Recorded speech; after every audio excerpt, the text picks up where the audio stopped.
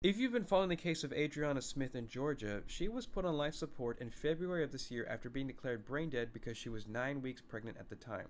3 months later, she is still on life support today, and her family has no option to end life support. They must pay for the costs of life support, and this will continue until either the fetus is declared dead or the pregnancy is carried to term, which would be in another 4 months. There's a few details from this case that I want to highlight. First of all, there's this image of her circulating online. That is an image from a previous pregnancy, which I think is really dishonest. You don't look like that when you're 9 weeks pregnant, and that image frames things in a different light. Another thing to highlight is that before she had her episode, which led to her being declared brain dead, she actually did go to seek care complaining of headaches. Yet she was dismissed with prescriptions before receiving any tests or scans, which I believe is a failure of the healthcare system.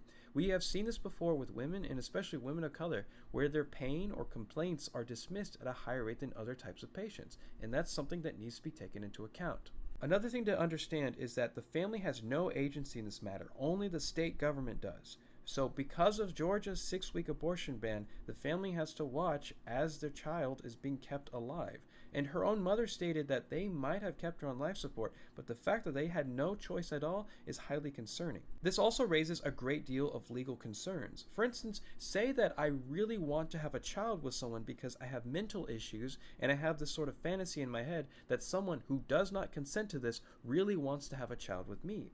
Well, what happens if I impregnate them against their will and then cause them to have a TBI, which causes them to go unconscious? Or what happens if I administer a certain amount of illicit substances that causes them to go into a coma?